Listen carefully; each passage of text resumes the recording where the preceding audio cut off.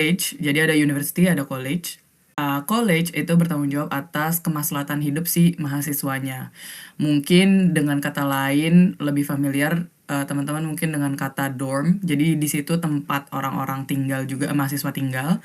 Kemudian tempat bersosialisasinya mahasiswa dengan mahasiswa lain. Dan college ini isinya tuh mahasiswa dari berbagai macam jurusan. Kalau misalkan mau gambaran lebih gampang, kalau ada yang familiar sama film Harry Potter, Hogwarts itu university-nya. Terus kayak Hmm. Slytherin, Ravenclaw, Hufflepuff, satu lagi apaan? Gryffindor. Yap. Gryffindor itu colleges-nya gitu. Jadi kan si Malfoy sama Harry aja kan beda college gitu ya, beda beda Hmm, dorm, hmm, beda hmm, house itu bisa tetap di satu kelas yang sama kan. Jadi kayak gitu. Colleges hmm, tuh houses-nya, Hogwarts houses-nya. University of Cambridge itu Hogwarts-nya. Itu collegiate university system tuh kayak gitu. Nah, di dunia collegiate university itu cuma 3 officially. Walaupun Durham itu udah nggak terlalu pakai sistem collegiate lagi, cuman on the surface aja. Sebenarnya yang masih pakai sistem collegiate itu cuman Cambridge sama Oxford. Gitu. Tapi Oke. officially on the record biasanya orang bilang collegiate universities di dunia ini ada 3, termasuk Durham. Tiga-tiganya di UK. Oke. Sorry Kak, secara singkat sebenarnya apa sih yang membedakan apa benefitnya apa sih Kak sebenarnya dengan adanya si college yang ini Kak? Sebenarnya kalau benefit, jauh lebih terperhatikan mahasiswa itu dengan sistem collegiate. Karena di dalam college kita di-assign sama yang namanya tutor.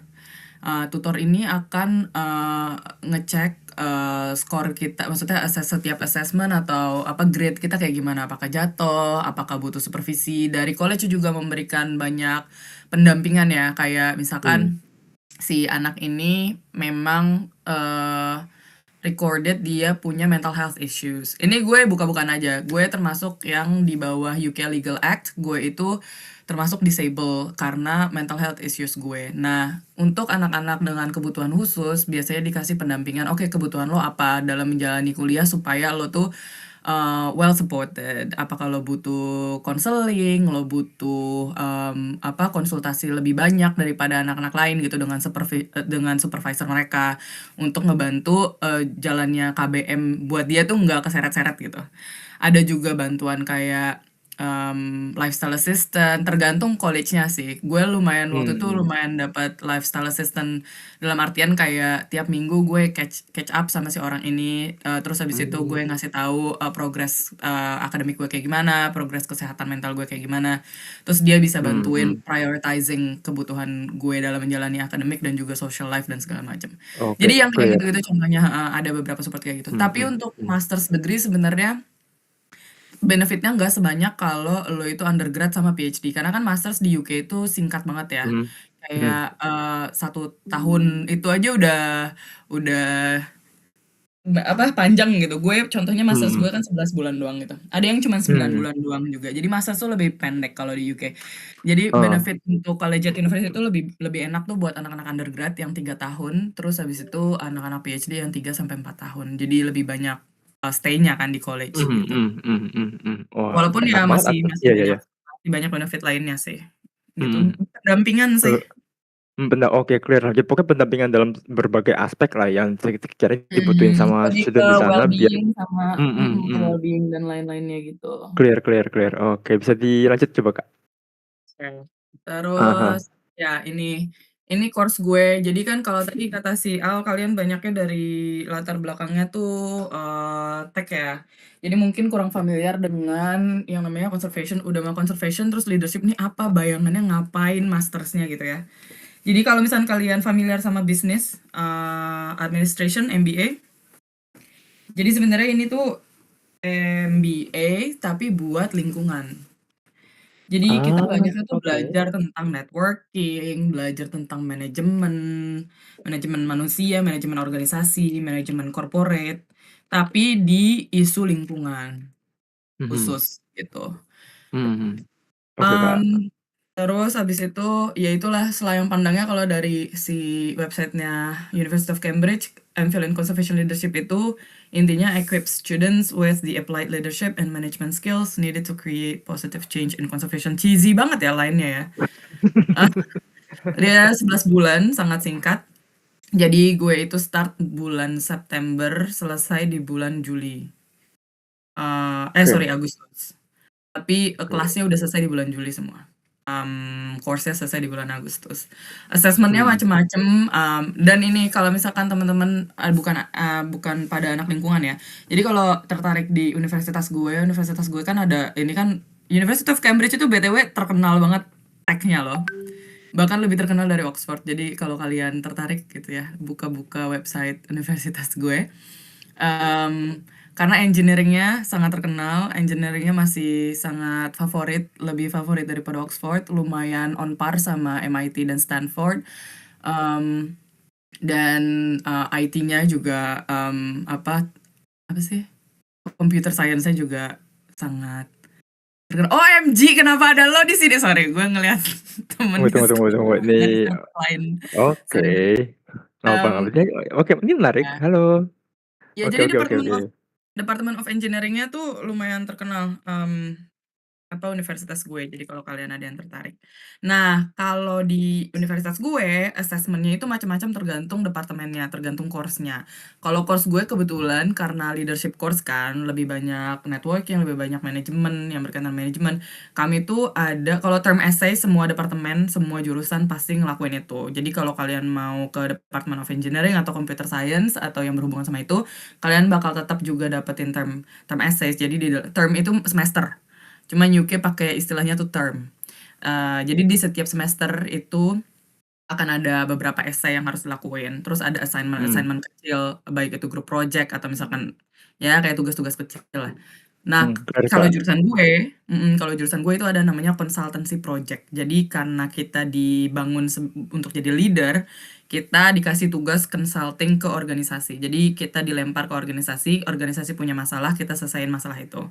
Jadi istilahnya kita consulting gitu buat si Mhm. organisasi itu. Kita kasih Oke. solusi ke si permasalahan yang dihadapin sama corporate itu atau organisasi itu.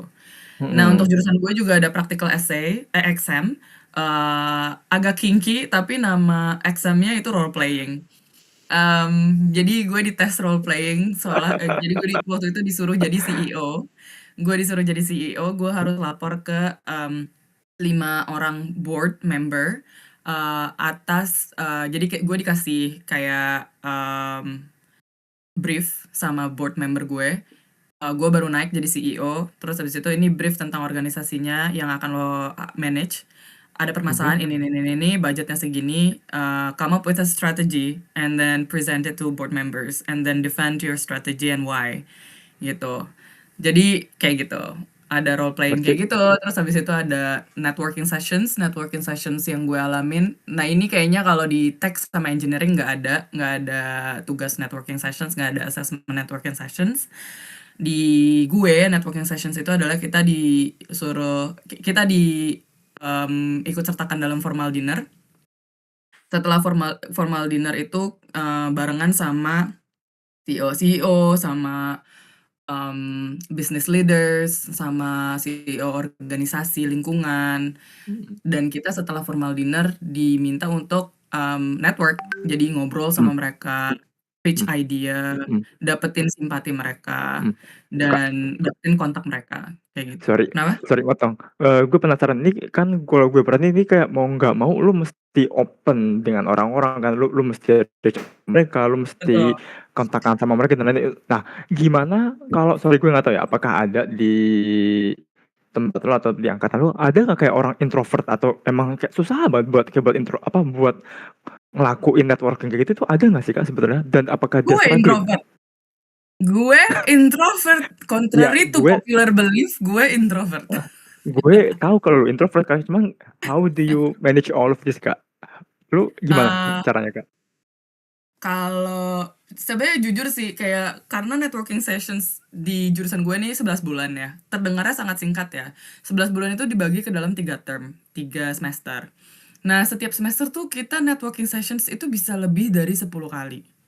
Dan lo bayangin jadi Aha. kayak selama 11 bulan, itu kita harus kayak networking sekitar kayak 30-an kali. Dan jujur capek banget ya sebagai introvert. Dan ada momen dimana ketika networking gue tahu itu nggak di-assess secara nggak di-grade ya, nggak dikasih skor. Mhm. Gue lumayan males-malesan sih, jadi kayak gue nggak ngobrol sama banyak orang gitu.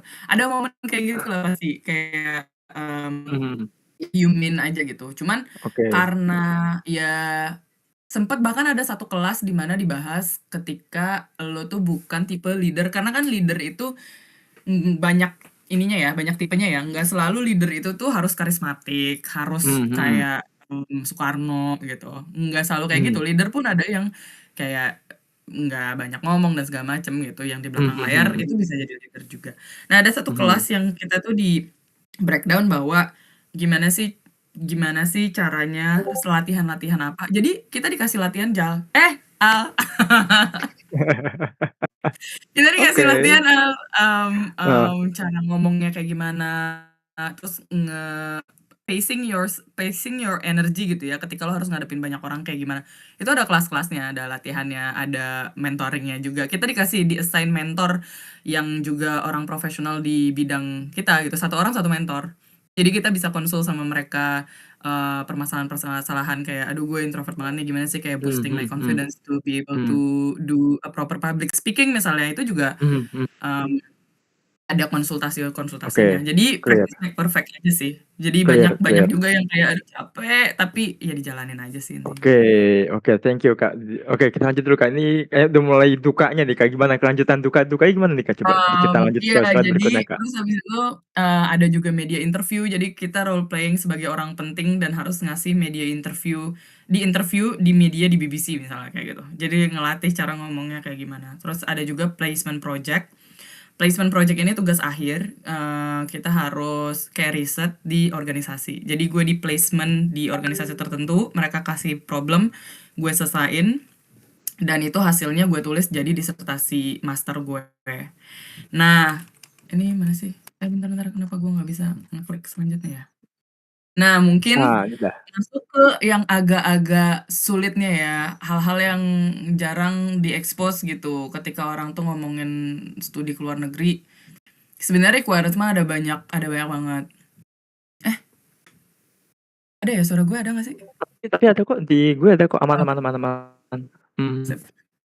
Iya, jadi kayak ya sebenarnya banyak. Jadi I'm not even exaggerating. A lot of people like at least like 30 people come to me, more than that, nanya gimana sih caranya kuliah ke luar negeri. Terus ketika Mhm. gue breakdown, mereka lumayan gak siap dalam artian emang harus ngelaluin sebanyak itu ya. Ya Mhm. harus. Nggak ada yang Mhm. namanya. Jadi yang lucu itu adalah tendensi teman-teman Indonesia ketika ke luar negeri pengennya gede, tapi dieksekusi ke risetnya nggak mau. Jadi Mhm. maunya nanya orang, langsung ada Mhm. jawabannya instan. Tapi nggak Mhm. bisa kayak gitu. Riset Mhm. sendiri itu inevitable ketika mau keluar negeri. Ketika jangankan kuliah ke luar negeri deh, kuliah di dalam negeri pun riset sendiri itu inevitable. Nggak bisa cuman ngandelin orang nyariin informasinya buat lo juga kan. Jadi Mhm. kayak Betul betul.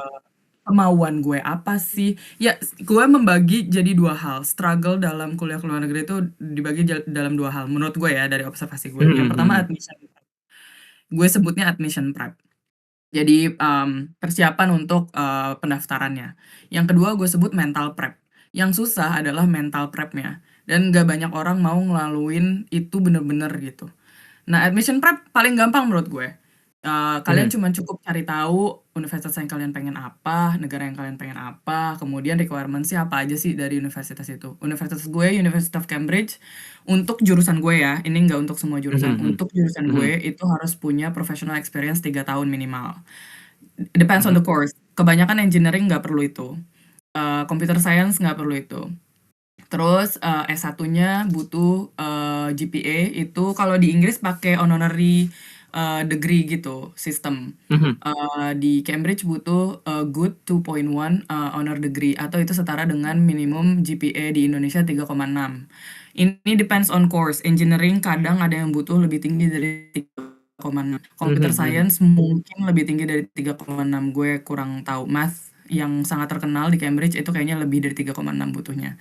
Jadi bisa Oke. dicek di website universitas gue kalau kalian tertarik GPA butuhnya tuh minimal berapa. Kalau Mhm. jurusan gue butuhnya minimal 3,6. Terus IELTS minimal 7 dan minimal 7 untuk setiap aspek. Mhm. Jadi lumayan agak tinggi. Atau itu Mhm. TOEFL setaranya di situ kalian bisa lihat. Mhm. Ada diminta technical essay dan diminta motivation letter, kemudian ada interview sama ada Mhm. scholarship essay kalau kalian mau apply scholarship ke Oke. universitasnya langsung.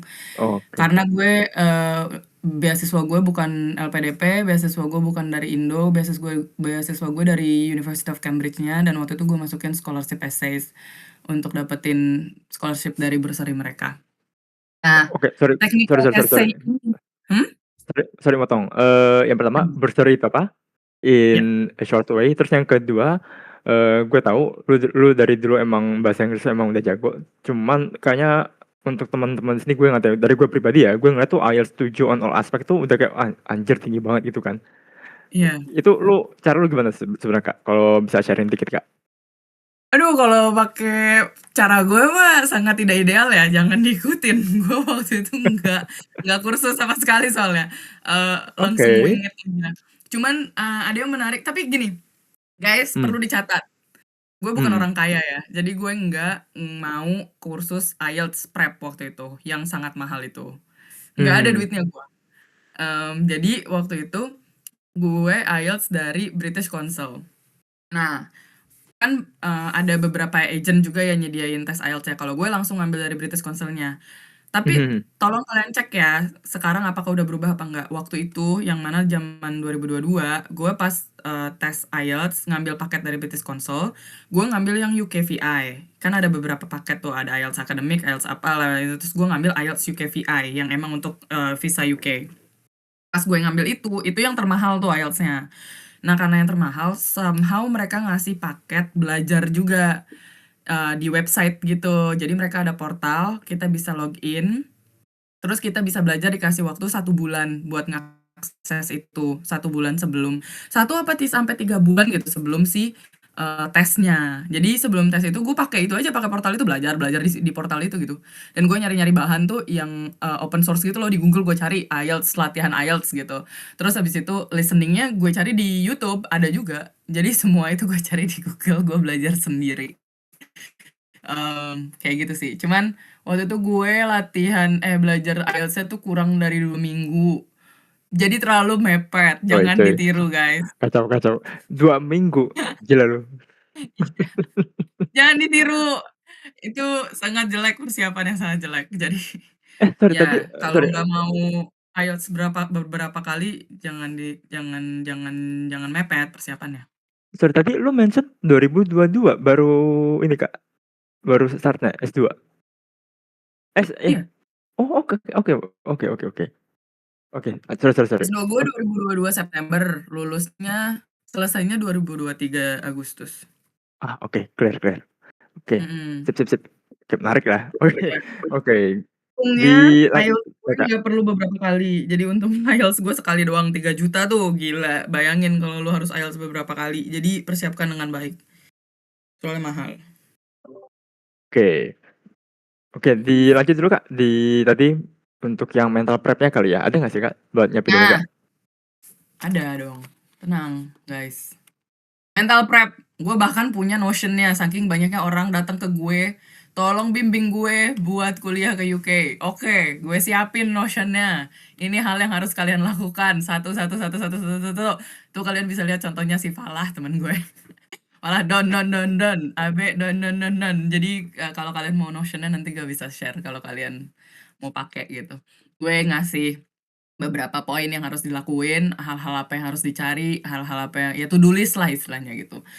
Tapi kenapa menurut gue ini berat? Karena banyak orang tuh fokusnya adalah gue pengen ke luar negerinya gitu. Aduh gue pengen ke sini. Tapi nggak Ah, dipikir kenapa gue pengen ke situ. nah eta, cakep. Lanjut lanjut lanjut lanjut. Enggak gini, gue tuh ya gue mah, to the point aja ya. Gue tahu banyak kok yang pengen ke luar negeri kayak, ya gue pengen ke luar negeri aja, estetik, pengen ngerasain tinggal di sana, pengen ngerasain hidup enak dan jalan-jalan. Absah-absah aja dengan alasan kayak gitu, nggak masalah. Tapi kan lu nggak bisa ngasih alasan itu ke admission university, mereka peduli setan dengan itu gitu loh. Mereka nggak mau denger lu pengen ke situ karena lu pengen jalan-jalan. Nah, yang perlu lu cari adalah kenapa harus universitas itu, kenapa harus jurusan itu, dan kenapa harus elu. Mhm. Mhm Itu mhm. yang susah dicarinya dan itu butuh riset panjang. Nggak bisa ada orang datang ke gua, "Ta, gua pengen, kuliah ke luar negeri." "Oke, admission deadline-nya kapan?" "Bulan depan." Nggak bisa! Ngaco. Jadi ya dicari dulu, contemplate. Jadi nanti kalau gue share Notion-nya kalian bisa lihat, poin-poin yang harus di-contemplate apa aja gitu ya. Contemplate karir trajektori kalian. Sebenarnya kalian itu mau ngapain. Mhm mhm. Kayak ini gue sangat tidak inklusif terhadap anak SMA ya, sorry banget. Ini lebih ke S1 yang mau ke S2 gitu. Tapi kalau ada teman-teman anak SMA yang pengen ngobrol lebih lanjut, mungkin bisa di luar ini kita ngobrol, di server kali ya, di Mhm luar mhm. Mhm, space clear, Kak. ini. Oke, Mmm, kalau sorry saya potong, kalau menurut lu contemplate untuk ngelakuin ini semua, at least tuh butuh berapa bulan, Kak? Kayak gue mau kuliah di mana, gue mau ambil course apa, gue mau ada beasiswa apa tuh, seenggaknya tuh butuh berapa bulan menurut lu? tergantung konteks perorangannya. Gue jujur jujur, persiapan gue untuk S2 itu sangat tidak ideal karena gue baru tahu admission-nya open itu literally sebulan sebelum admission-nya tutup. Jadi gue cuman punya persiapan itu sebulan. Ini, agak teknis juga sih. Jadi gue daftar ke Cambridge itu belum punya IELTS ya guys. Ada banyak universitas yang memperbolehkan kalian daftar tanpa IELTS. Nanti tapi kalau kalian keterima, kalian bakal dapatnya LOA-nya, nggak unconditional, LOA-nya conditional karena IELTS-nya belum selesai. Jadi LOA yang gue dapat waktu itu conditional karena IELTS gue belum ada. Ya nggak apa-apa, habis itu gue IELTS terus gue kirim ke mereka itu bisa juga. Jadi waktu itu persiapan gue cuman sebulan. Dan itu nggak ideal banget, tapi jadi doable karena gue udah kerja 5 tahun. Gue udah tahu seluk-beluk kerjaan gue kayak gimana, problema lingkungan di Indonesia kayak gimana, yang perlu diintervensi di Indonesia kayak gimana, dan yang mau gue lakukan untuk mengintervensi itu tuh apa. Sehingga walaupun dalam sebulan itu doable buat gue karena gue udah kerja 5 tahun. Tapi kalau teman-teman belum kerja panjang, belum ada gambaran sebenarnya apa sih yang mau dikejar, di Indonesia mau ngapain, dan bukan hanya di Indonesia, kita sebagai personal di bidang kita tuh mau ngapain, mungkin agak berat. Jadi nggak bisa cuman dalam waktu sebulan mengkontemplasi ini. Kalau belum ada pengalaman kerja, pengalaman nyata ya di kerjaan. Jadi ya Mhm. butuh tergantung orangnya, orangnya bisa mengatur waktu kah, sebulan, 2 bulan, 3 bulan, bener-bener tergantung orangnya disiplin dengan diri mereka sendiri. Banyak yang harus Mhm. dikontemplasi, kayak kenapa oke, S1 gue ini, apakah gue mau lanjut S2 align? Itu aja harus Mhm mhm. dikontemplasi. Kalau iya emang mau align, kenapa? Di bidang Mhm. di kebidangan gue itu, sub bidang yang mau gue dalamin apa? Dan kenapa gue mau mendalami itu? Emang permasalahannya Mhm. apa sih gitu yang mau gue lakuin, Oke. Oke, clear, Kak. gitu. Oke, kayaknya oke, gue paham banget kayaknya kayak masih banyak PR lah. Maksudnya dengan melihat ini gue rasa sih teman-teman di sini kayak ngerasa, "Oh, oke, perjalanan gue masih panjang," khususnya Mbak emang udah Mhm. nge-aim untuk, studi di UK.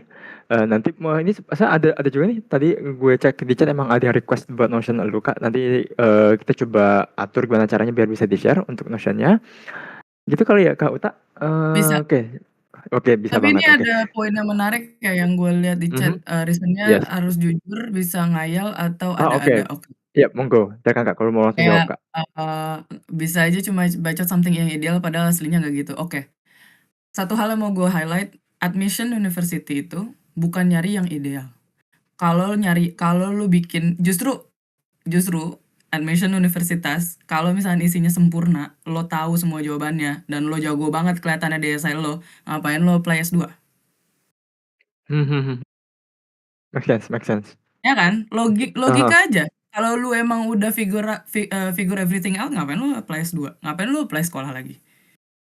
Karena lu apply sekolah lagi itu lu harus tahu flow lo itu apa kan? Flow di sistem itu apa? Mhm Jadi, mhm. gap di sistem dan gap di pendidikan lo tuh apa, yang kemudian lo akhirnya, leading elo ke keputusan, "Oke, berarti gue harus sekolah lagi." Mhm. Itu kan logikanya. Ya nggak Mhm, bisa betul betul. bukan berarti kalian harus terlihat sempurna di dalam aplikasi. Banyak banget aplikasi yang gue review gitu ya, tolong dong review aplikasi gue." Isinya gue anak yang lumayan to the point ya. gue Hmm. banyak banget kayak komen aplikasi orang kayak bullshit loh, bullshit, bullshit, gue gitu-gituin karena kayak mereka berusaha untuk terlihat sempurna padahal sebenarnya admisi universitas itu bukan mencari yang sempurna, justru mencari yang tahu kelemahan mereka apa dan kenapa mereka Mhm. mau sekolah lagi untuk menutup kelemahan itu. Apa email Mmm. untuk menutup kelemahan itu dan kenapa kelemahan itu tuh jadi sebuah kelemahan yang kemudian bisa ditutup dengan sekolah lebih Mhm. tinggi gitu. Clear clear clear Pikirnya kan banget harus clear kayak banget. gitu. Oke Nah, kenapa oke. harus elu ada contohnya nggak, Kak? Ya di YouTube banyak sih sebenarnya. Nanti gue bisa share ya semua hal yang Mhm. bisa kalian lihat, bahan-bahan yang waktu itu gue tonton juga, gue bisa share. Boleh boleh boleh boleh, thank you banget, Kak, thank you banget, Kak. Mungkin Oke. sederhananya kenapa harus kita itu bukan soal kita itu spesial, tapi soal kenapa di konteks kita yang pasti nggak akan pernah sama sama konteks orang lain, ini adalah momentum kita untuk sekolah lagi. Cara Mhm. mikirnya gitu. Jadi bukan soal gue bisa ngasih ini, gue bisa ngasih itu. Mhm. Tapi di Mmm. konteks kayak waktu itu contohnya gue adalah, gue bilang gue udah 5 tahun kerja, gue sadar bahwa permasalahannya tuh ada A, B, C, D, E. Di sini gue udah ngerjain E, F, G, H. Ternyata untuk nyelesain A, B, C, D, E, F ini, gue nggak bisa cuman ngandelin skill gue yang E, F, G, H. Gue butuh satu skill, teman, leadership skill. Mhm. Ini contohnya ya. Mmm. Terus habis itu gue lihat ternyata University of Cambridge punya si leadership course ini. Mhm. Yang mana komponen ini, komponen satu 2 3 yang akan dipelajarin di dalam course itu, ternyata Mhm. bisa nutupin skill yang gue butuhin untuk menjawab permasalahan A, B, C, D yang tadi gue bahas. Mhm. Jadi Mhm. bukan Clear. soal lu harus spesial atau lu harus sangat anak organisasi banget, ketua BEM segala macam yang lo bisa, "Gue bisa nih ngasih kontribusi ke Cambridge." Nggak butuh, mereka nggak butuh kontribusi kita sebagai mahasiswa ya, tapi kayak kenapa konteksnya lu di saat ini lu mau sekolah lagi. Clear, Lebih ke Kak. situ sih. Clear, Kak. Oke oke. Jadi yang gue tangkep ya gimana caranya lu coba think outside the box. Kayaknya apa, selama ini yang gue perhatiin menurut gue pribadi ya, jadi correct me if I'm wrong, jadi banyak teman-teman yang mikir, kenapa harus gue?" Tanpa memikirin, oh ternyata untuk ngelakuin ini gue butuh ini dari si universitasnya. Jadi kayak gue tuh nggak perfect tanpa lu, gue ngeliatnya kayak gitu sih. Iya, Jadi mungkin ya perlu iya. di-reframe lagi cara pemikirannya sih. Simply put iya. Jadi ya dan lu menyusun itu kan, menyusun logika berpikir yang kayak gitu, menyusun struktur essay yang kayak gitu nggak bisa kalau lu pertama nggak kenal diri lu, yang kedua nggak kenal tujuan lu, dan yang ketiga lu nggak kenal universitas yang lu apply itu bisa nawarin lu apa. Jadi cari tahu 3 hal ini dan lu akan lebih mudah untuk bikin esainya. Masya Allah, Tuh. oke terima kasih. Oke, keren banget loh, Kak, heeh. Jadi, Terus ini si ya. Jono Riza bilang baca sorry, harus jujur apa bisa ngayal?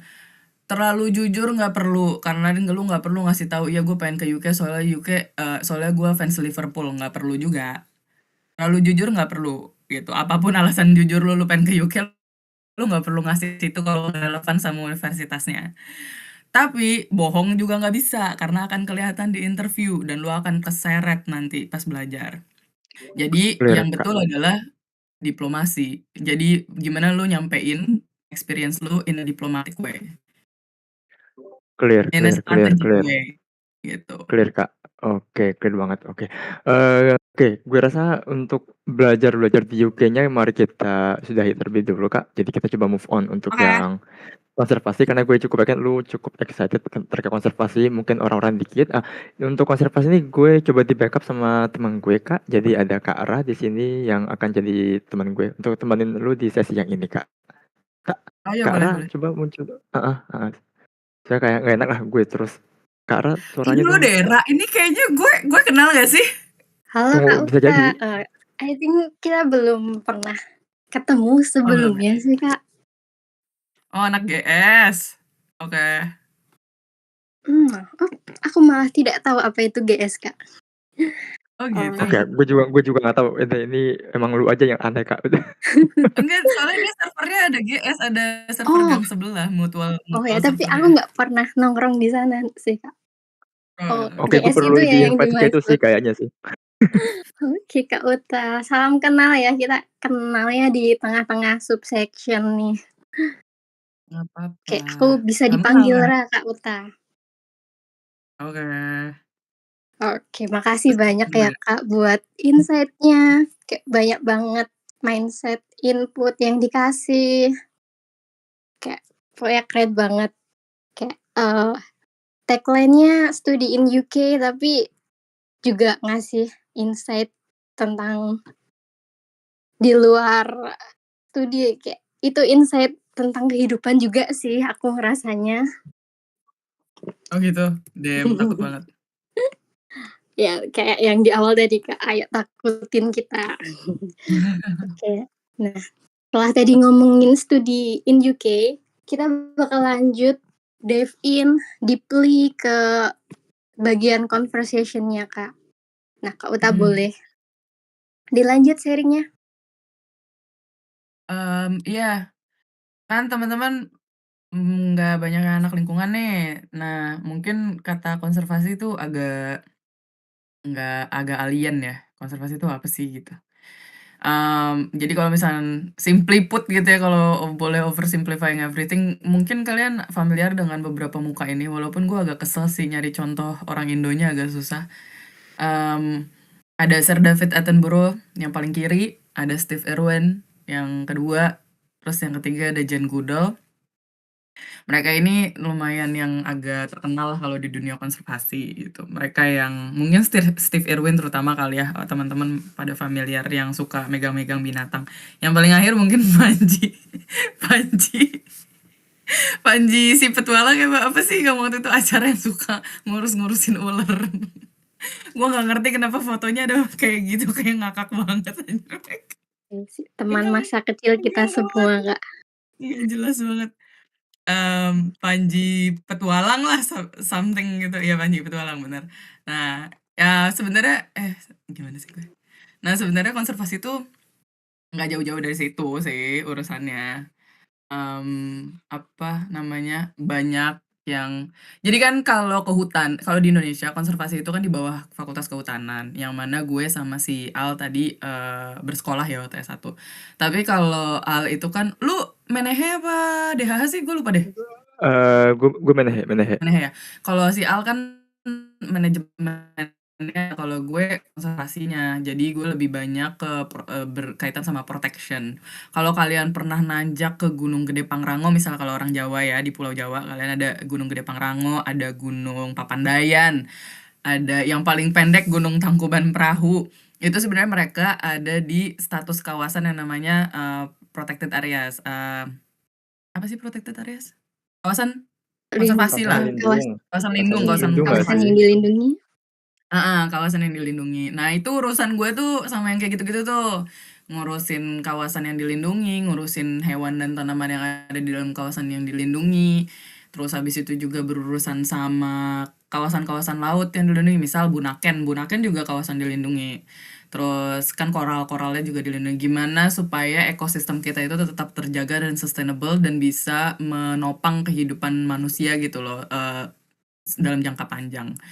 Jadi, kemudian juga yang menjamin manajemen das gitu, itu urusannya si Al juga tuh, ngurusin manajemen daerah aliran sungai gitu ya, supaya, cadangan air bersih kita tetap ada, dan segala macam yang berhubungan sama lingkungan dan permasalahannya. I see. Kalau, Kalau kalian suka nonton sorry, mhm. gimana?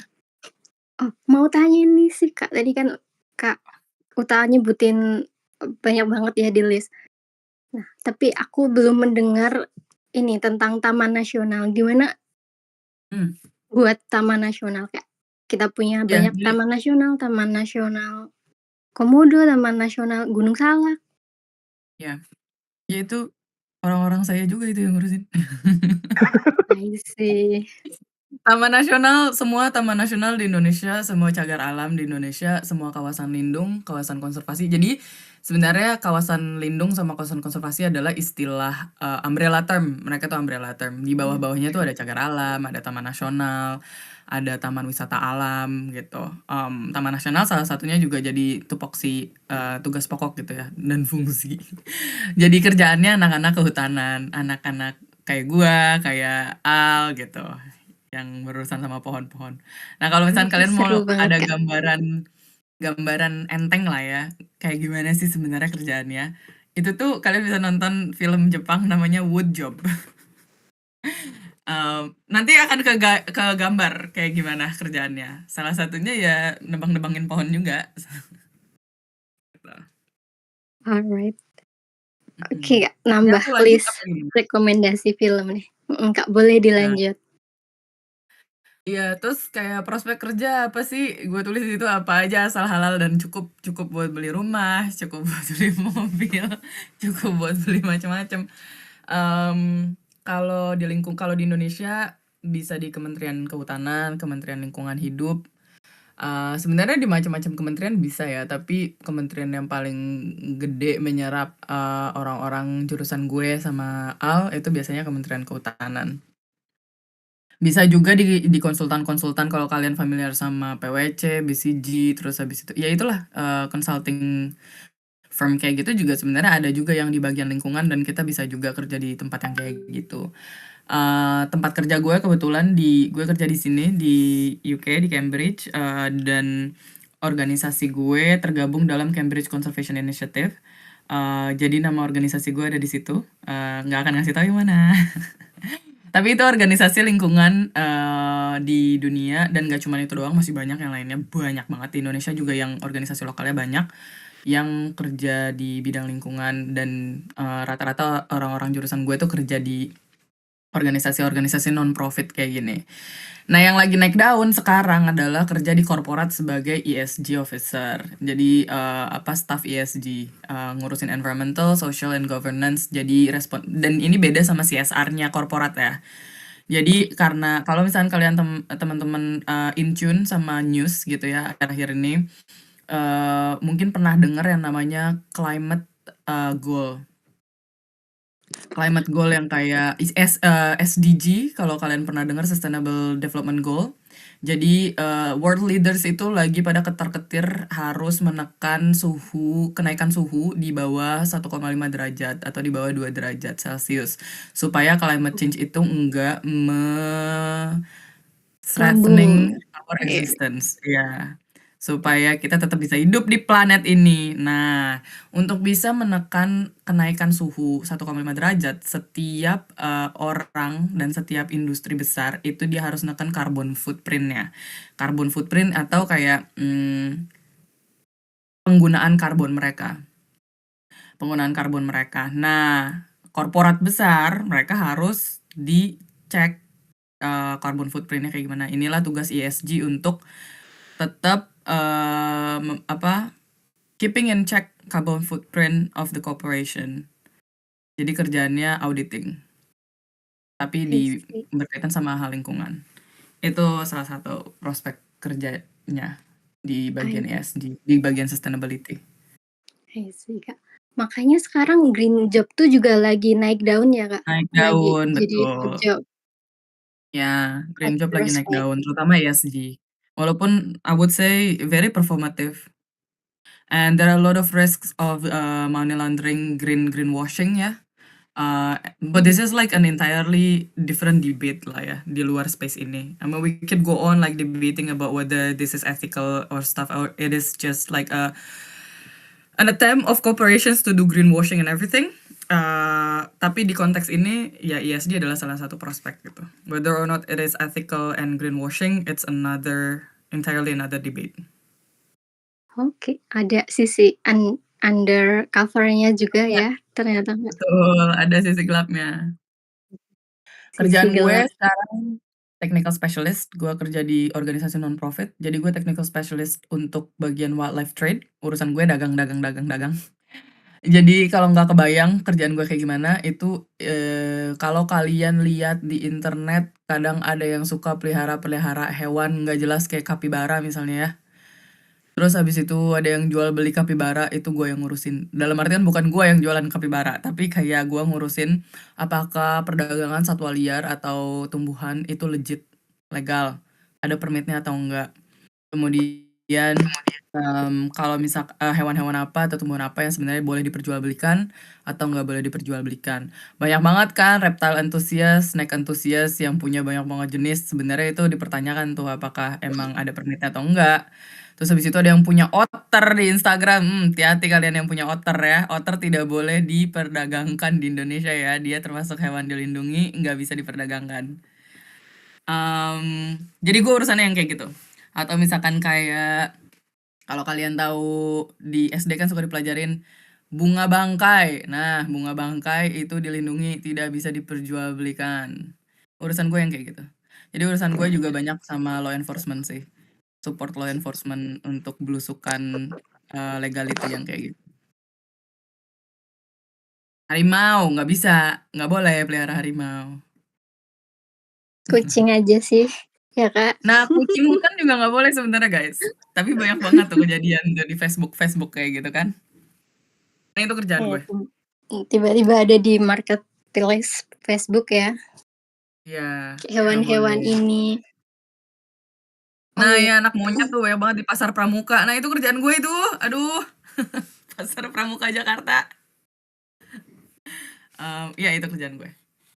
Terus si Al tuh bilang ke gue, tolong ceritain dong kak, sharing dikit sebagai perempuan di bidang konservasi gimana. Wah, rough. Apalagi di Indonesia ya.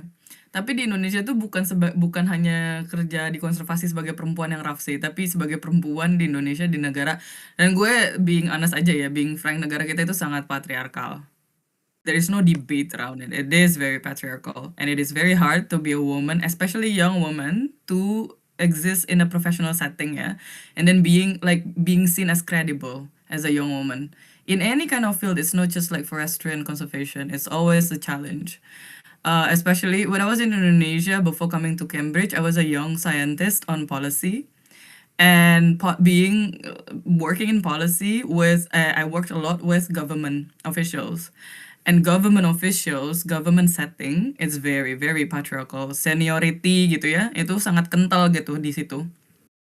Dan sebagai perempuan yang di bawah 25 tahun waktu itu, terus gue jadi policy researcher, ya nggak selalu dilihat, ya dipandangnya lebih sering sebelah mata sih, kayak oh mbak policy researcher, oh mbak policy researcher, ya emang punya PhD gitu-gitu. Jadi kayak lumayan banyak sedihnya ya dipandang sebelah mata. Dan tapi nggak hanya konservasi sih. Jadi kalau di Indonesia untuk perempuan mungkin kredibilitinya akan dipertanyakan, apalagi di lingkungan government. Kalau misalkan nggak punya masters, nggak punya PhD. Not necessarily I'm saying that we have to do master's degree and then PhD ya to gain someone's respect. Nggak ada hubungannya, tapi ya realitanya seperti itu gitu. Realitanya masih kayak gitu di Indonesia. Senior, junior masih sangat kental kalau di kehutanan dan di lingkungan, di dunia lingkungan.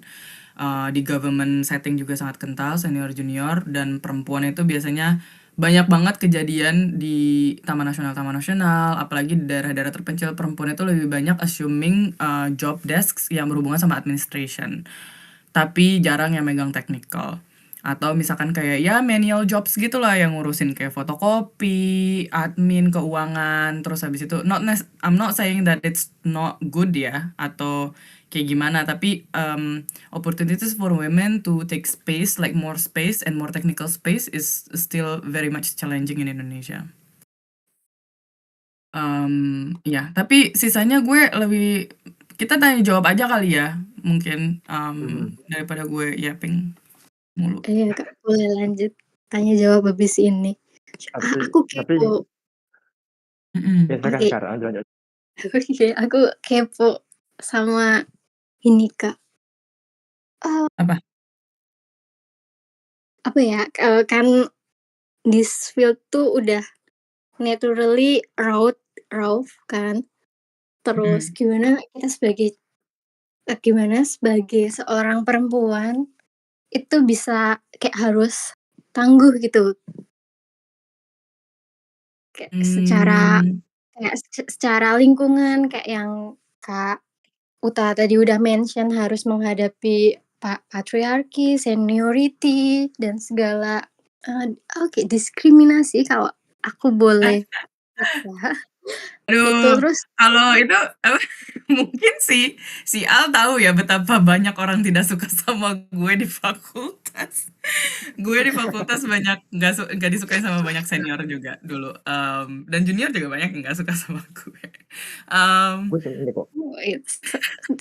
it's so tapi unfortunately ya gimana padahal ya, Kak Uta seru nggak ada orangnya dari strategi sih. ngobrolinnya.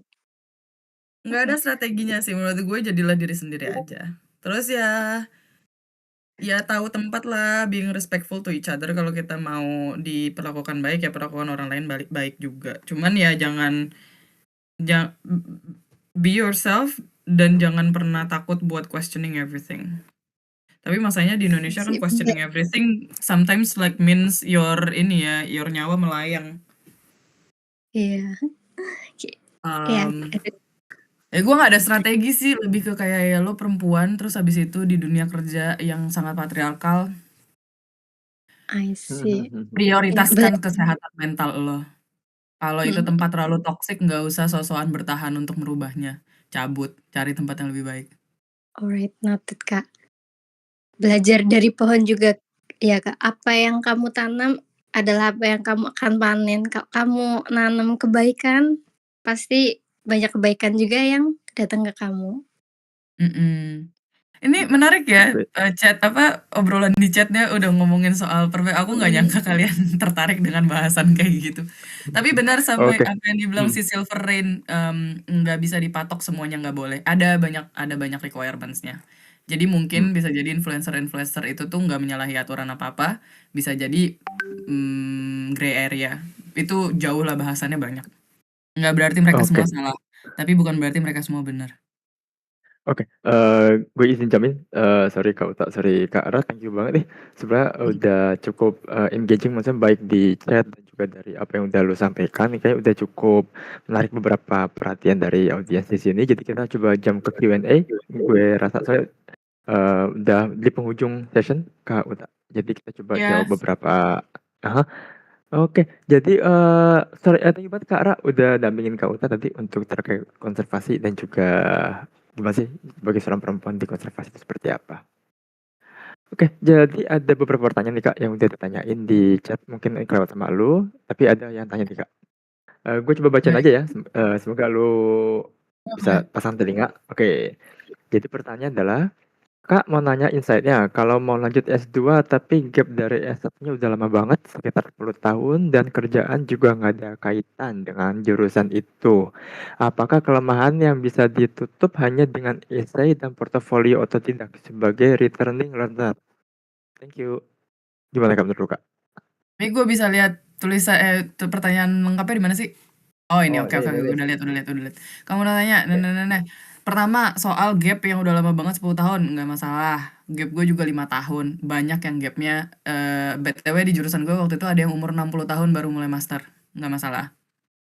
Itu bukan isu. Selama lo bisa jelasin 10 tahun itu kayak lo ngumpulin experience kan, lo mencari jati diri dan segala macam, ya nggak masalah. Terus habis itu nggak ada kaitannya sama jurusan itu, apakah itu kelemahan yang bisa ditutup hanya dengan essay dan portofolio otodidak sebagai returning learner?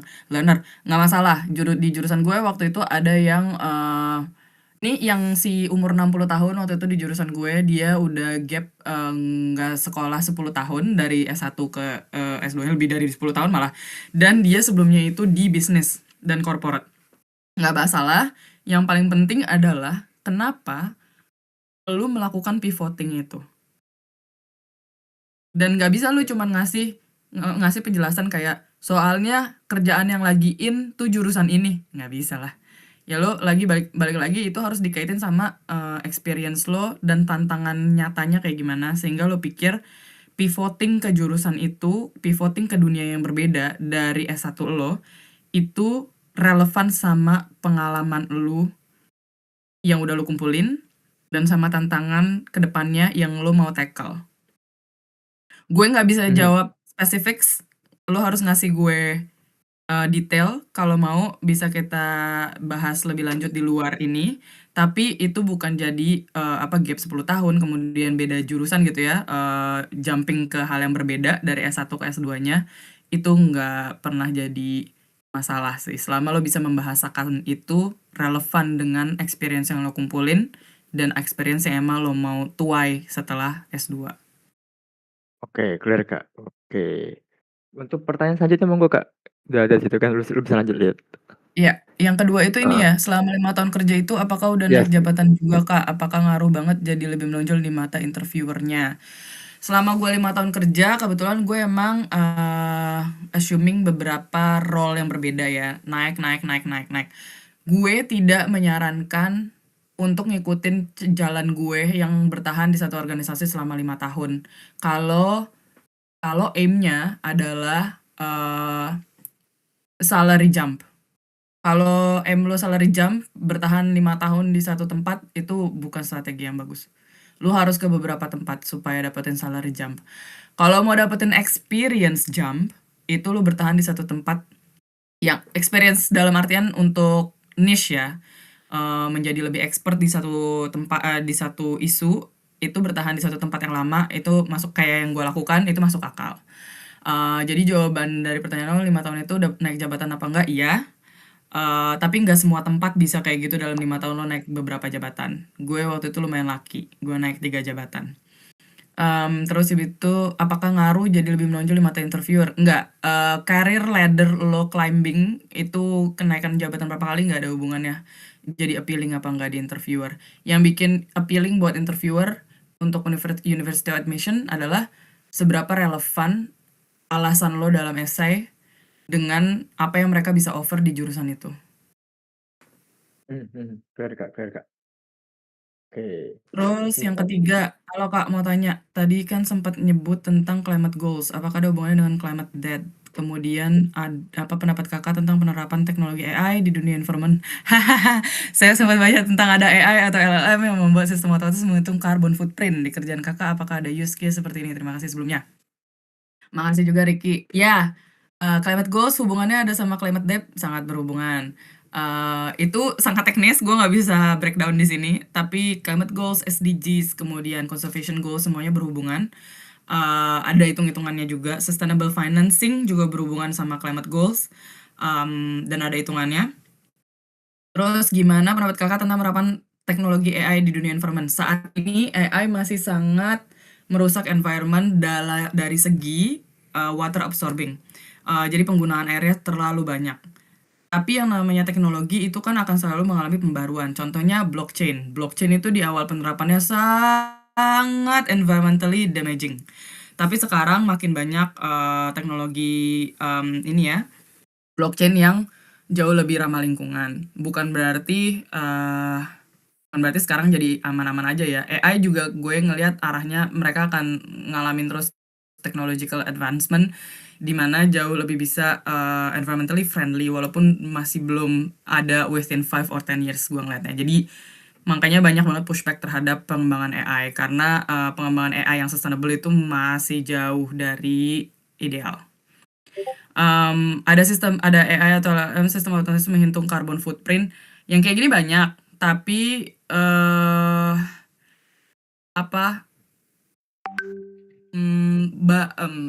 dasar-dasar studi atau informasi yang dijadikan basis dalam penghitungan carbon footprint yang otomatis kayak gini masih belum ada nuance. Ketika kita menghitung carbon footprint, ada banyak nuance yang cuman bisa diassess secara manusiawi.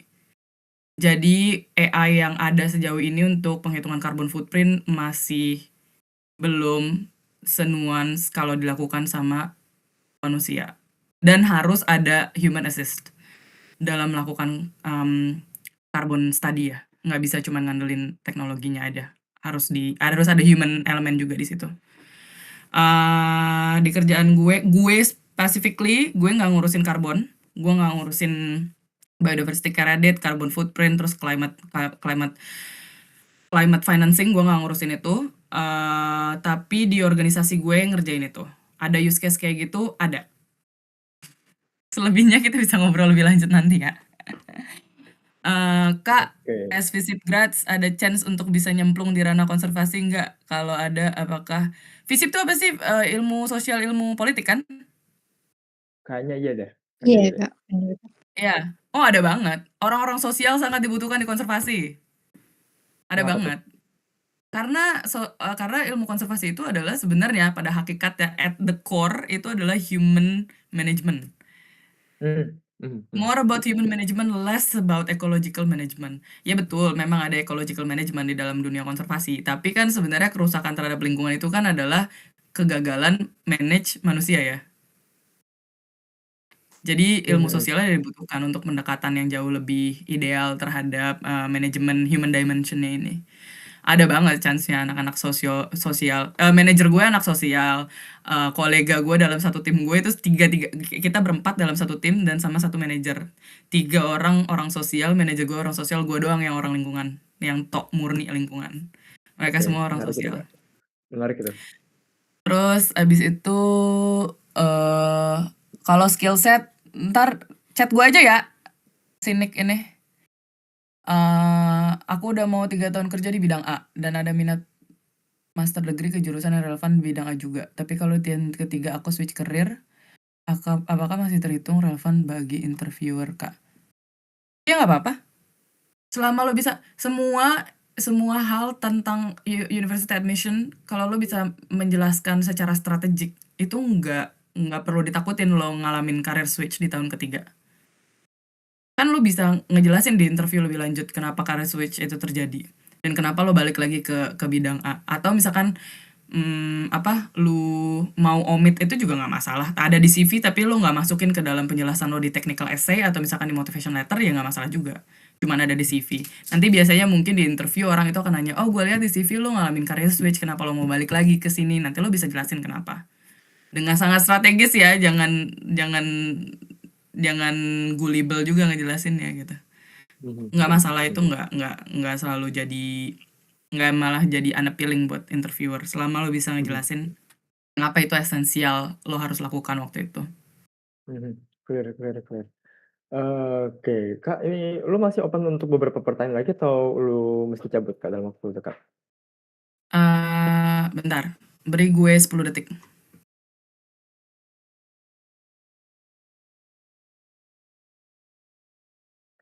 Ya, buat Boleh. teman-teman yang mau oke, baik. Yang masih ada Suara lu pertanyaan? mendem sih, Jal.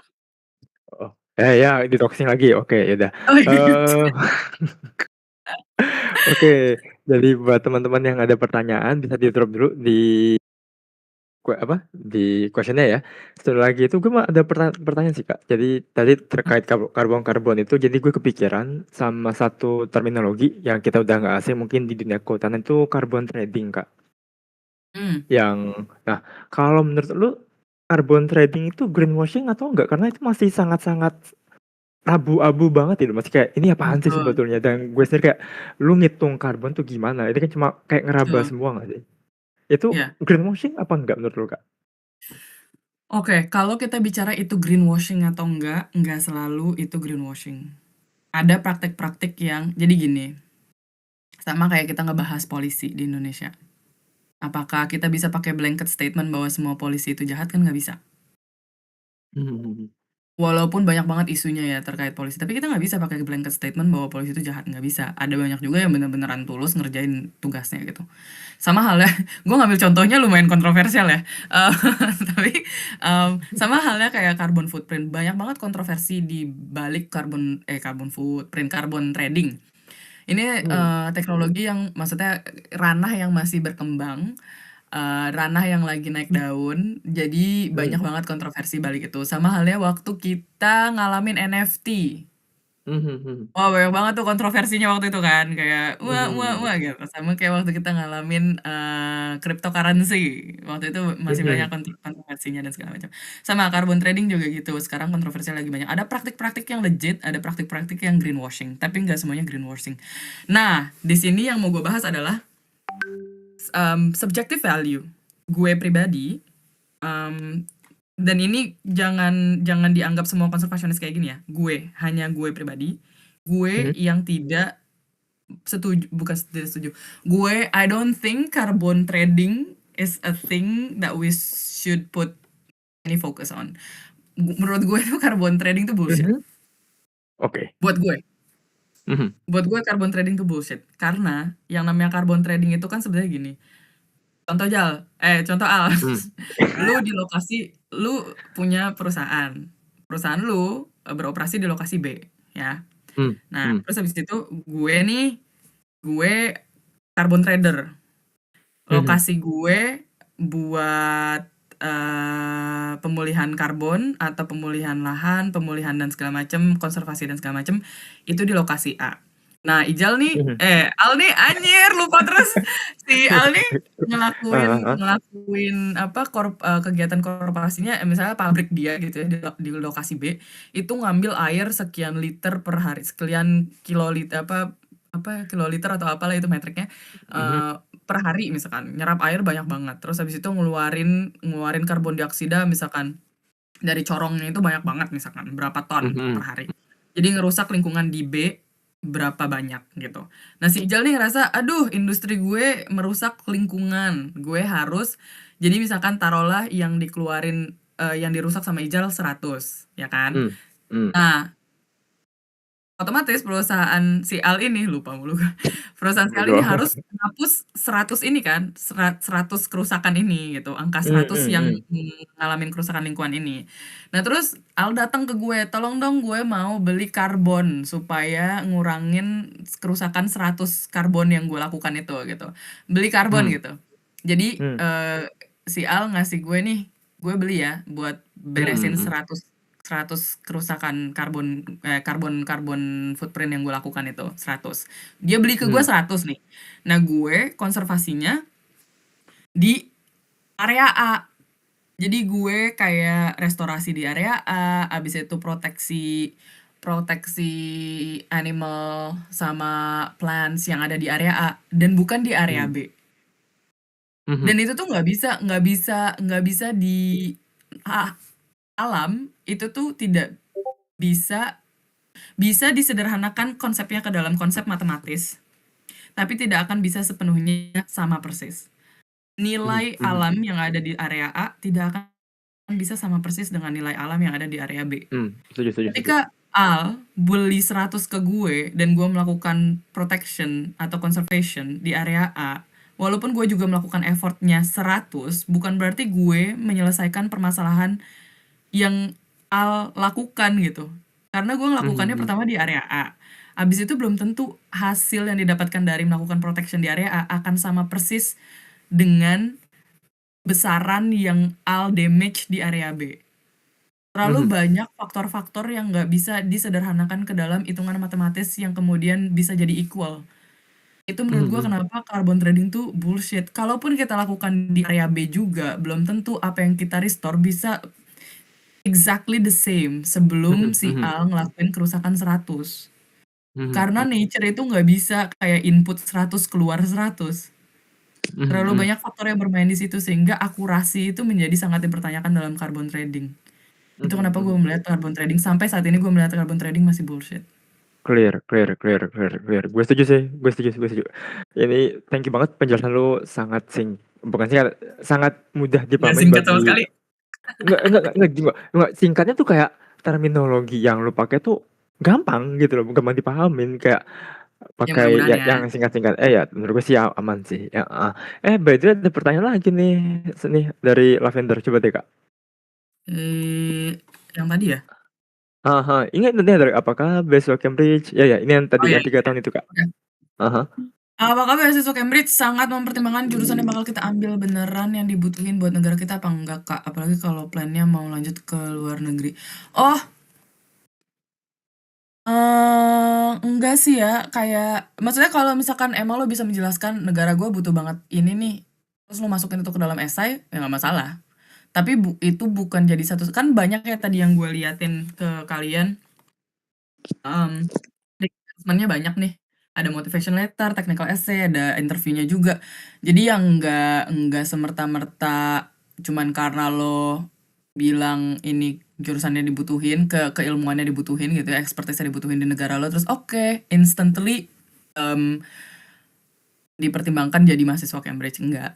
Kombinasi dari semua yang lo masukin ke mereka yang kemudian mereka nilai, oke, anak ini perlu kita kasih seat gitu ya, perlu kita kasih opportunity gitu. Jadi nggak jadi satu-satunya, tapi mungkin bisa memperkuat esai lo. Itu kan cuma 1 poin di dalam esai ya, gitu.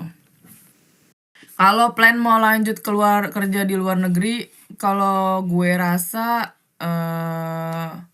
lo harus strategis ya menuliskan di dalam motivation letter. Lo mau bilang gue lanjut plannya ke luar negeri, nggak masalah, tapi apakah nyambung sama poin yang lo mau bikin, bigger poin yang lo mau bikin dalam motivation letter lo? Kenapa harus kenapa harus mau lanjut kerja ke luar negeri? Apa esensinya? Kayak kenapa itu penting gitu? Dan bukan cuma sekedar, lo nggak bisa kan cuma sekedar bilang gue pengen. Nggak peduli Oke. lo pengen apa enggak. Gitu. Terus Oke. selanjutnya si Maju Ricky ya. Kak. Ricky lagi Kak. Boleh sedikit diceritain dulu ketika udah lulus kuliah. Nah, kan dapat kerjaan di UK, itu berarti visa student selesai dan diganti visa kerja. Nah, dulu prosesnya sulit dan panjang atau tidak sesulit itu? Ya, jadi waktu gue kuliah di sini, gue visanya visa student, visa sekolah. Kemudian gue di UK itu ada namanya graduate visa. Graduate visa ini adalah anak-anak mahasiswa yang kuliah di UK bisa apply ke visa graduate ini untuk kalau masters dapat 2 tahun. Kalau PhD dapat 3 tahun masa berlaku graduate visa. Jadi setelah kuliah, kita punya waktu 2 tahun on graduate visa untuk stay di UK atau keluar masuk UK gitu. Nah, gue sempat kerja hampir 2 tahun on graduate visa ini. Terus sekarang gue switch ke skilled worker. Nah, ganti ke graduate visa prosesnya nggak ribet sama sekali, cuman luar biasa. Sekarang kayaknya hampir 3.000 pound kalau nggak salah. Itu untuk 2 tahun, kalau untuk 3 tahun lebih mahal lagi, mungkin 4 ribuan. Sulit atau panjang enggak susah dari dari student visa ke graduate visa enggak. Tapi kalau dari graduate visa atau dari student visa ke skilled worker visa, prosesnya bukan sulit dan panjang, tapi prosesnya bukan panjangnya atau sulitnya itu dalam artian administrasinya, tapi nyari tempat kerja yang mau mensponsori lo sebagai skilled worker, itu yang agak susah. Terutama sekarang di UK itu lagi krisis lumayan kerjaan, nggak sebanyak itu. Jadi nyari kerjaannya aja sih yang mau sponsorin skilled worker itu yang susah. Dan mahalnya itu. Ada beberapa perusahaan yang mau bayarin, ada perusahaan yang nggak mau bayarin. Dan kalau nggak mau bayarin ya mahal. Bisa lo apply skilled worker itu bisa 3 tahun, bisa 5 tahun. Kalau 3 tahun, gue skilled worker gue yang 5 tahun dan gue ngeluarin duit 6 ribuan pound lebih. Tapi di reimburse. Nah, itu tergantung organisasinya ada yang mau bayarin apa enggak. Kadang harus bayar sendiri, pakai uang sendiri. Oke, fair Kak. Oke, mungkin 2 pertanyaan terakhir nih Kak dari Silver sama Lavender. Habis itu mungkin kita coba selesaikan untuk sesi ini ya Kak. Mungkin lu ada juga kegiatan habis ini sih. Menurut Kakak gimana balancing between environmental restoration versus economic and human advancement? Karena kalau mau full 100% environmental restoration now, bisa aja artinya kita balik lagi ke zaman purba. Saya nggak mau balik ke zaman purba. Maybe technological advancement kita aja yang belum sampai. Gimana balancing between environmental restoration, economic human? Sebenarnya ini tuh bukan nggak susah sih. Sebenarnya bukan impossible ya. Yang jadi bikin susah kan human greed ya. Betul. Keserakahan manusia ya. Yang mana itu tuh inherent gitu di dalam setiap diri manusia. Kalau di level individu contohnya, nggak overconsumption. Itu kan persoalannya. Kalau di level individu overconsumption dalam artian kayak udah punya mobil 1 nambah 2, udah punya mobil 2 nambah 3, udah punya mobil 3 nambah 4. Habis itu misalkan kayak fast fashion, itu kan overconsumption. Itu semua ada impact-nya ke dalam environment. Ini level individu ya. Yang mana level individu sebenarnya bukan permasalahan besar kalau bilang environmental damage ya di dunia kita sekarang. Yang besar adalah take this individual level into corporation level and then we have dooms. Kayak banyak karena kita mengalami overconsumption, fast fashion, terus habis itu food waste dan segala macam. Corporations, industri harus supply demand itu kan. Kemudian jadi banyaklah produksi dan segala macam dan jadi besar. Ya intinya greed sih. Kalau kita bisa menekan greed, sustainability itu achievable. Oversimplify kayak gitu ya. Jadi kalau di individual level Ya, keep in check about your character, dude. About overconsumption. Tapi kan sebenarnya permasalahannya adalah sekarang billionaire itu ya yang kayak sorry to say kalau ada yang ngefans ya, tapi kayak Elon Musk, Trump, Mhm. yang punya corporation luar Bezos, Betul, betul, betul, betul banget. yang Clear. ngelakuin tax evasion, yang ngelakuin greenwashing, yang ngelakuin macam-macam. Gitu. Jadi bukan tanggung jawab individual aja, tapi tanggung jawab itu korporasi-korporasi besar justru. Clear, clear. Oke, Kak Uta, final question, Kak, for today's session Cara ya. bagi waktu persiapan buat S2 dalam keadaan harus kerja 9 to 5 gimana, Kak? Belum lagi peak season suka banyak lembur. Jujur, nggak ada cara lain selain begadang. Kalau pengalaman lu sendiri, lu begadangnya parah nggak dulu? Oh parah, apalagi waktu persiapan, ya lu bayangin aja gue cuman persiapan sebulan. Terus waktu itu gue, Mhm. kebetulan nih ya, pas waktu itu tuh gue lagi lead studi besar, dan itu di Sulawesi. Dan gue Mhm. harus ke Sulawesi, manage 5 orang lebih, 6 apa 7 orang, ngelakuin riset. Jadi gue waktu itu Mhm. keadaan lagi di Sulawesi, manage orang, manage riset, gue jadi lead researcher. eh dan gue harus waktu itu gue juga lagi ulang tahun pas gue lagi di Sulawesi. Jadi di hari ulang tahun gue ngerjain essay buat daftar ke Cambridge. Dan gue Oke. nggak tidur sampai jam 2 malam, jam 5 gue udah harus bangun lagi untuk persiapan ngelakuin riset. Jadi gue there is no way around it. Kadang kita harus letting go sesuatu dan kadang sesuatu itu adalah tidur. Hmm. Ya tapi harus disiplin banget manage waktu sih. Waktu itu gue bener-bener yang kayak gue di masa-masa itu gue kurang banget nggak ngurangin banget main. Semua waktu yang ada gue pakai either buat istirahat, kerja, atau persiapan S2 itu. Tapi karena waktu itu alhamdulillah rezekinya langsung dapet, jadi persiapan gue yang waktu itu tuh cuma sekitar 3 sampai 4 bulan gue yang bener-bener tidur tuh paling cuma 2 jam, 3 jam buat persiapan. Jadi ya nggak ada cara lain sih menurut gue. Dijalanin dengan sungguh-sungguh dan kadang harus kurang tidur. Baik. Oke. Oke, thank you so much, Kak Uta. Kayaknya udah habis nih pertanyaan baik di chat maupun di Oke. tunggu, enak aja. Ada Oh, belum pas ya? tunggu, sabar, sabar, sabar. Oke, Kak Ra, silakan, Kak. Makasih banyak ya Kak buat sharing experience, info, sama insights-nya yang banyak banget. Iya, Terus sama-sama. Terima kasih banyak atas kesempatannya ya buat main ke sini. siap Kak, Main ke sana. Bentar, ini lu masih di Cambridge berarti ya, Kak, ya, sampai sekarang? masih banyak yang pengen ngobrol sama Kak Betul. Uta kelihatannya. Iya, ini Dari lagi di Cambridge nih, pertanyaannya. lagi cerah, lagi terang. Instagram kau tuh apa? Ada Indah nih. Alright. Tapi kalau mau ngobrol Terus panjang di Discord aja sih mendingan, soalnya kayak kan bisa langsung hop on a call ya. Daripada di Instagram, gue nggak suka ngetik guys, BTW. ya langsung tag Kak Oh. Uta aja nanti. Itu Instagram. Kalau Discord kan bisa langsung ini aja ya, bisa langsung add aja tuh. Iya, Discord bisa. Atau Ya, biar ayo, yang aku denger selalu banyak dukung sih. itu bisa nongkrong di channel di sini Kak Uta. Oh iya siap, Biar yang nanti denger aku langsung main. banyak. Boleh. Ya, Oke ayo yang Kak. mau ke UK boleh. Ini si Pap anak ini ya, lo INTP ya? Fotonya INTP lagi. Sama dong, aku juga.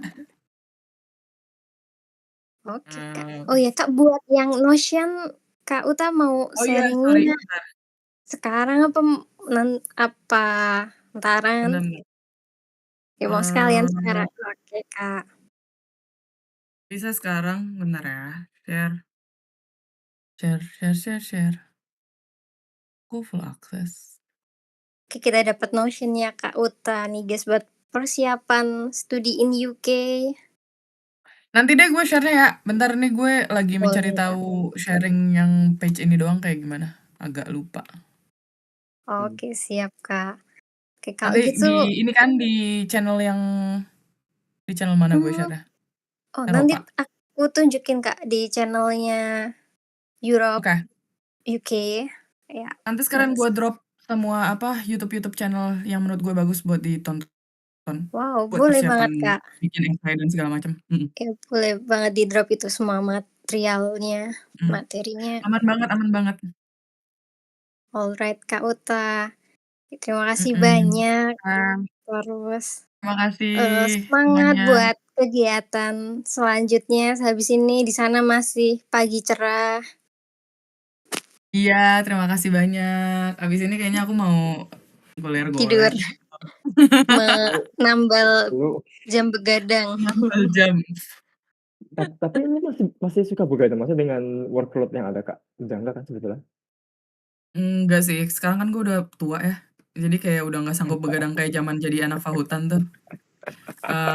Udah nggak sanggup sih kayak gitu. Tapi masih kadang harus tidur lewat dari jam 12 kalau lagi kayak sekarang gue lagi ada riset pribadi yang lagi pengen dikejar di luar kerjaan gue.